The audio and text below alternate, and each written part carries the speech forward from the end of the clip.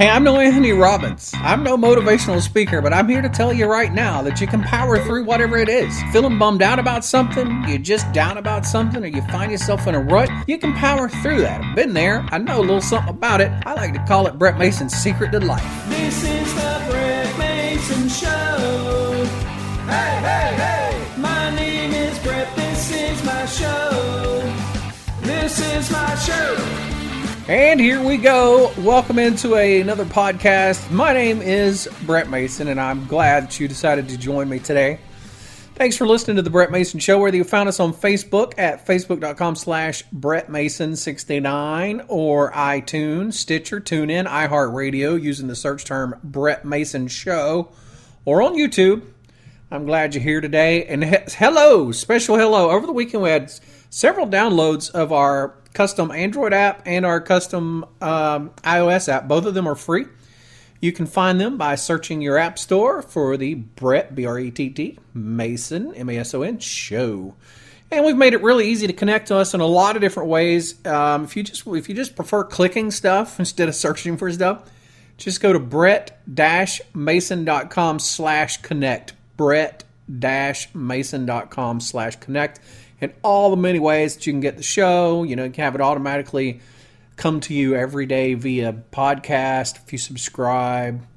If you have the app, of course, which is free. The app is free.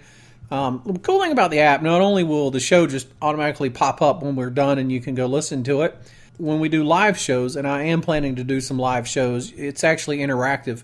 There's a chat feature in there where we can chat back and forth. So that's pretty nifty. Today's show is the secret to life.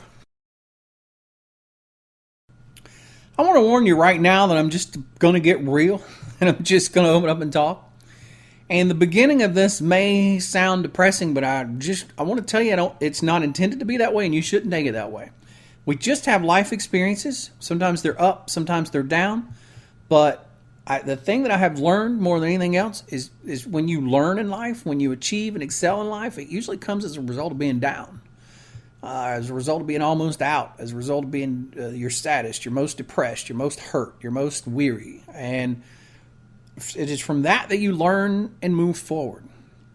So as we discuss the secret to life today, according to Brett Mason, and this is my version and my version only, I hope that you'll listen to the whole story. I hope you'll bear with me at the beginning of the story because it just gets better as it goes on.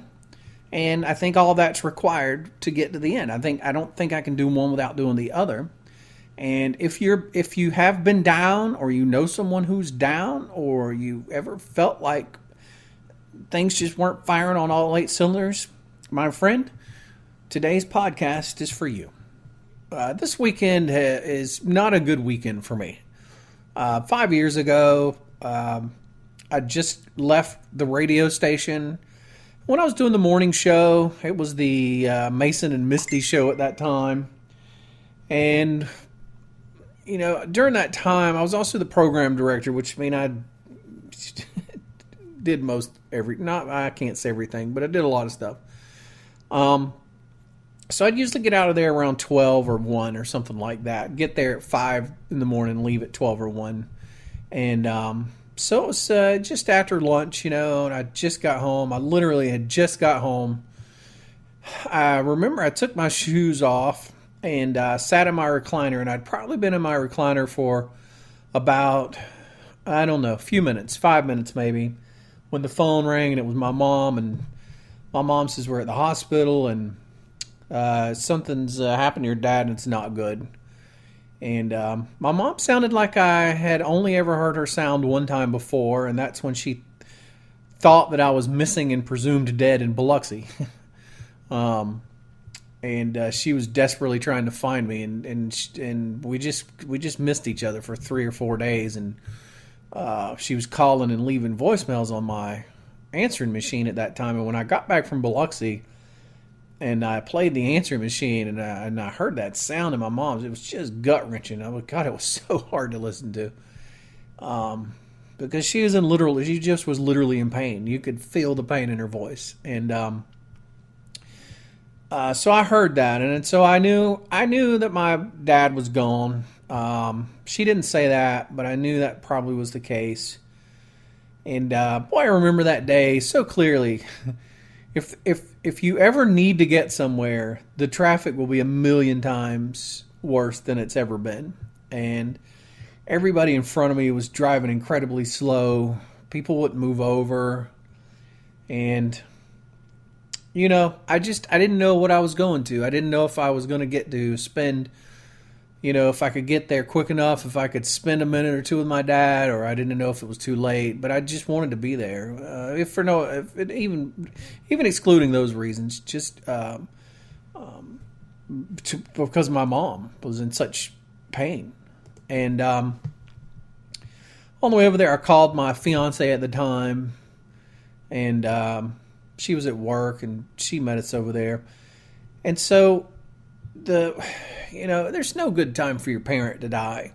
But that was a Monday, and Father's Day was that weekend. So, the coming up weekend. So my first Father's Day without my father happened in just a few days after he died. I'll say this, though, having gone through that, and that was the greatest loss of my life. Now, I've had some great losses. My grandmother was after that. It was a great loss. A lot of people, when I was a small child, you don't really grasp it or understand it when you're young. You don't up to a certain age. They're gone, but it's just not the same. I had a dear friend of mine take his own life. I was there when he did it. The pain of that was pretty bad, not only for losing him, but just for guilt. You just a million questions. You just ask yourself why you didn't do this, why you didn't say that, or why you didn't do this, and why you didn't prevent it. And so at the time, I thought it was horrible. But what I learned to realize from this loss, which was it staggers and blows away any other loss I ever had, was that people think that you hurt the worst then, but you really don't. You're just in shock. It sucks. I don't think I cried until maybe the second day, and I remember I was sitting in the recliner at my mom's house, and I hadn't really cried at all, and I hadn't seen my mom cry, I don't think, either at that point. And my fiance Jesse came and sat in my lap, and for some reason I don't know, man, it just exploded out of nowhere. So it was the first time I'd cried. So it was hard, but that whole 3 days, you're just doing things. You're picking out this and choosing that and doing all this stuff, and it sucks. But most of it's a blur, and you're in shock and whatever. The pain, really, the greatest pain comes later. The greatest pain comes, 3 or 4 weeks later. The first time you pick up the phone to call and realize that he's not there to call. It comes 6 months later. It comes when Thanksgiving rolled around. It comes when Christmas rolled around. Then it came when my mom's birthday, or my birthday came, and then my mom's birthday came, and then my grandmother's birthday came, and my dad's birthday came, and then Father's Day came. And all of those are really bad. But I think it hurts the worst way later. Maybe a year later is when the pain is the worst. The reality's really set in. This ache really develops for the person that you just know is never coming back. So, in that sense, I guess it was a blessing, that first Father's Day. But what it does for evermore after that is you have 2 sad weekends back to back. So much so that I blurred the 2 together last week, because my mom and I always do the same thing on Father's Day, and that's go to Fred Bacher's church, because that was my church when my dad passed, and my mom, I think, she was just disoriented, and she just, I don't know, wanted to do something different. I'm not sure why we went to Fred Bacher's church, but we did. And so it just became a tradition, and we've done it every year. But I thought that was last weekend, and, we talked about where to go, and I'm like, and there was my dad's church. It was actually their homecoming, so we just went there. And so got to see a lot of people, and then you get to eat after, which is nice. But then the very next weekend, you suffer the loss again. It really sucks. This podcast isn't to crime wine or anything like that. The secret to life is very simple. Now, I can't give you the secret to success. I don't know the secret to success. I don't know the secret to making millions of dollars. I don't know the secret to spirituality, religion, connection with God, whatever that is. If you're seeking that. I don't have that in a nifty soundbite for you. But I can tell you what the secret to life is. I can tell you what the secret to getting through life is. And then I can tell you what the secret to getting through life and be the least miserable possible is. The secret to life is really easy. That part is simple. And that part is when you wake up in the morning, you just plow through. It's really not hard. And when you're heartbroken, when you've lost the love of your life, when your parent has died, when your grandparent has died, when your pet dog has died, when you've suffered an injury and the pain is unbelievable, when somebody you care about more than anything in the world is suffering and the pain is unbelievable, when your boss is the most horrible boss you've ever worked for and you literally can't stand him. It doesn't matter what the situation is. The cure for all of those things is the same. That's what's interesting about it. The cure to getting through all of those things is identical. When you wake up in the morning, you just plow through it. You're going to get through the day. You will still, believe it or not, usually have a high point in the day. It can help if you can hang on to those high points when they come and remember them, because everything else is probably sucking for you. But the secret of life is not hard. It's just, it's kind of like momentum. When you're first born, you're like, not for the first few days or whatever, because you just sleep a lot. But once you become active, you are just a bundled up packet of energy, of momentum, and you're just barreling forward through life. And the thing that I've found for most people, and I think there's some people that break this mold, for most people, that momentum continues to slow. When you hit your 20s, it slows some. When you hit your 30s, it slows more. When you hit your 40s, it slows even more. That doesn't mean that you're still not plowing forward. It's just that big, tight, really tight ball of energy that was just propelling you forward with reckless abandon becomes a Leslie type packet of energy that still propels you forward, but there's less reckless abandon.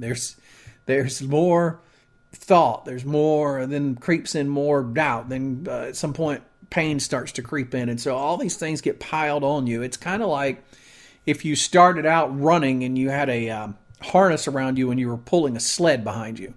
And so that's when you're just, you're at the terrible twos and you're terrorizing your parents and you're just everywhere. You are slamming it.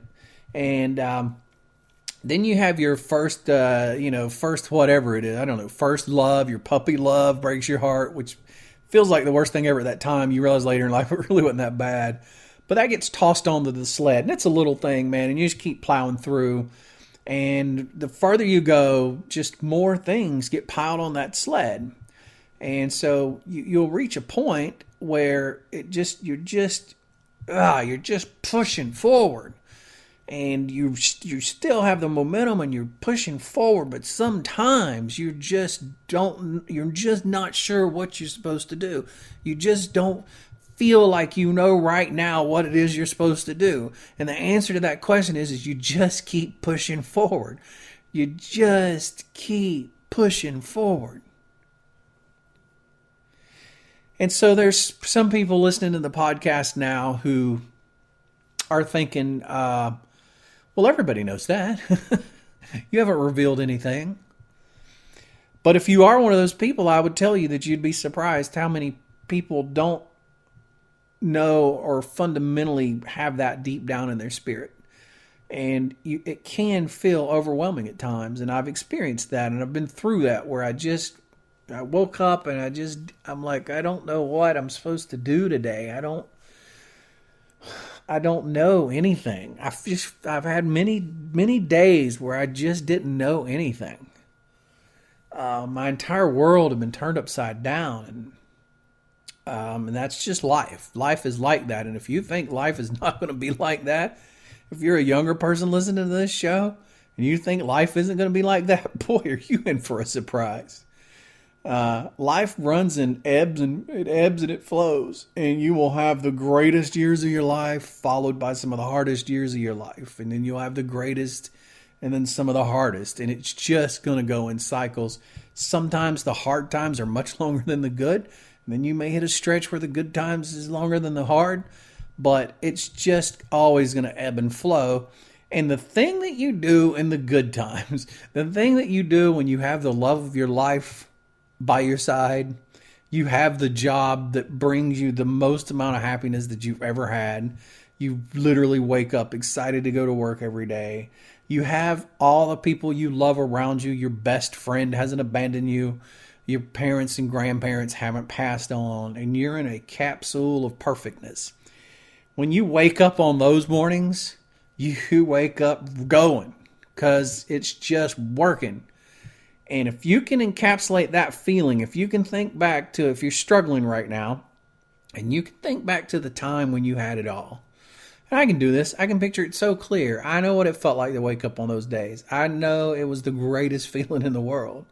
And you wake up on those days, and even the worst ones during that time aren't bad. They're just good. If you can grasp that feeling and grasp the sense of purpose, the sense of optimism, the sense of contentment that you had, and you can force yourself to do that today, on the bad day, you just go forward in the same way. You just push forward in the same way. You will eventually come through that. So secondarily, that's the secret to life. The secret to happiness, and I talked about this with my friend Dr. Saunders, who is on another podcast. If you'd like to go listen to that show, we get into the criminal mind a lot, but at the end of it, we talk about being happy, and this is part of it. And this has been my theory for a long time. But you just have to have things to look forward to, and believe it or not, you can contrive things to look forward to. It's much better when they come naturally. It's much better when your life is full of activity, people, events, life changes, and it's just moving forward, and it's just a constant. It's just a constant marker in front of you that you just keep hitting the next one, and then you're looking forward to the next one.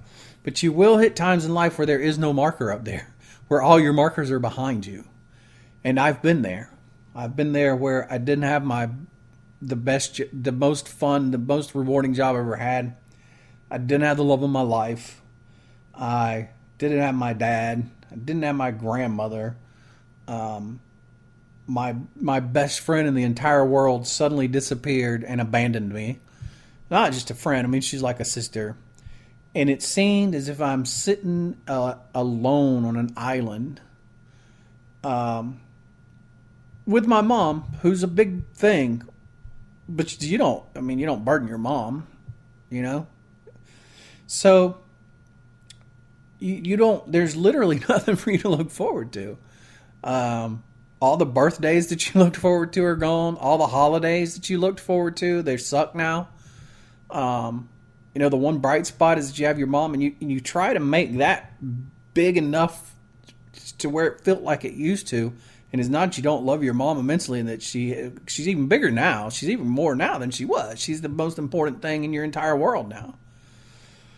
But she's hurting. She's going through pain, and you know all these things. And so everything that you used to look forward to, you used to look forward to waking up and going to the job you loved. You used to love going to that job, and the person that sat across the desk from you was your favorite person on the planet. Person that you loved like a sister, the person that you'd do anything in the entire world for. When you left there, you went home to the love of your life, who was the most amazing creature you've ever met. Something went wrong, you called your dad, who had the answer for everything. You could go hang out with your grandmother, who was just one of the most fascinating people ever. And she was one of the few people that got your need to gamble and would gamble with you. And all those birthdays and all those anniversaries and all those holidays that came up involved all of those people, and it involved your job, and it was just a whirlwind of things to look forward to.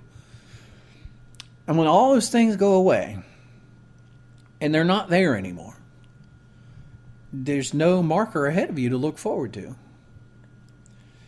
So this occurred to me one day, and I didn't have any scientific proof for it, but I tried to break down in my mind, and I think a lot, and I tried to break down in my mind, what is it that makes someone happy? And so I started thinking about the happiest times of my life. And I began to realize that you can break them down into moments and days and months and weeks and months and years. There's the moment where your fiance comes and jumps up in your lap after a hard day and hugs you at that moment, and you know that's going to happen because she does it every time you come home from work. Or when you know that you get to go to work and do something you love and be creative and do it with someone that just means the world to you, and you just look forward to that. So that's those moments and days, and then the weeks and then the months turned into events and anniversaries and occasions, and so there's just a ton of this stuff.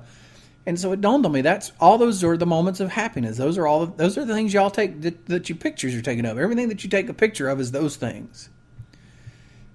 And so it dawned on me in some of my worst times that I really needed something to look forward to. So I started trying to create those things. And they're not as good, but they can be rewarding and they can really help you power through until those things come back, or some of them come back.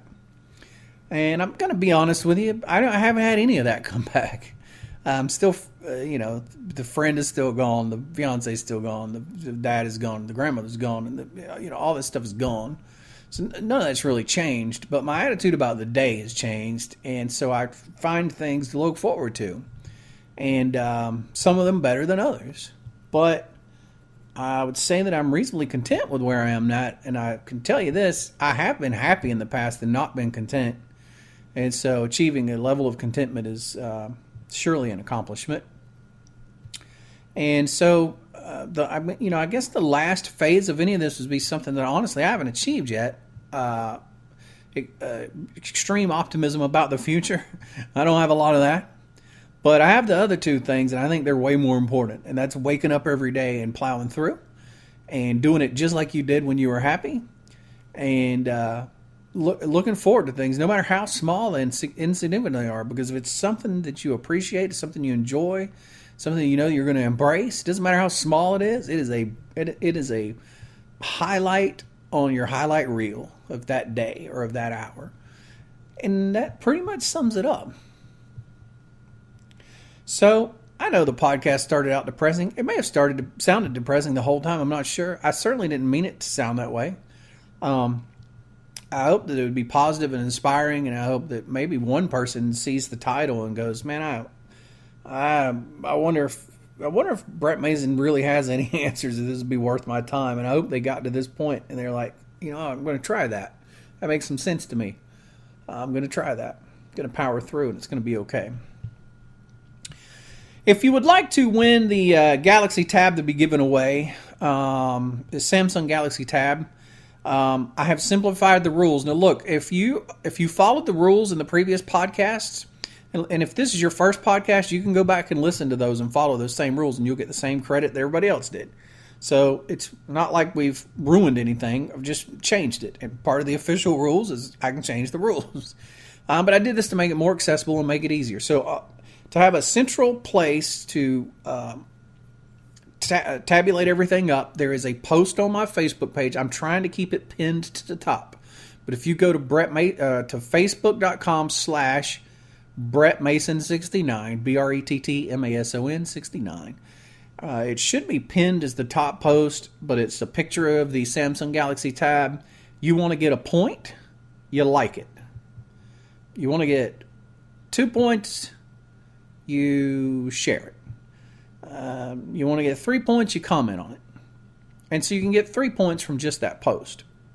Now, you will also, in addition to that, get points for any other post that I make. You just like them, comment them, share them. Each time you do that, you'll get a point. It's worth a point. So if your name is Sally, how do you do? You're just going to get a point. The one thing that's important is that you must have done that initial thing, which is like that photograph of the Samsung Galaxy Tab.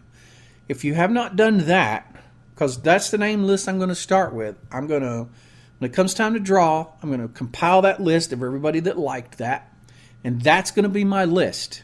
And I'm going to take that list, and then I'm going to go search those names for all the other posts and add the points up. So if you can understand this, if you don't like that one, but you like every other post I do, you won't be on my original list.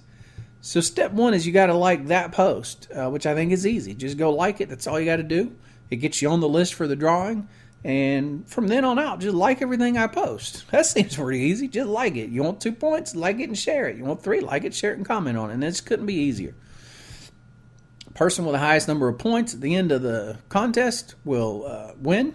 If we happen to have a tie, which I think is highly unlikely, but possible, I'll do a random drawing. Simple enough. Make today your day. You barrel forward. You're going to be all right. I promise you that. This is the Brett Mason Show. Hey, hey!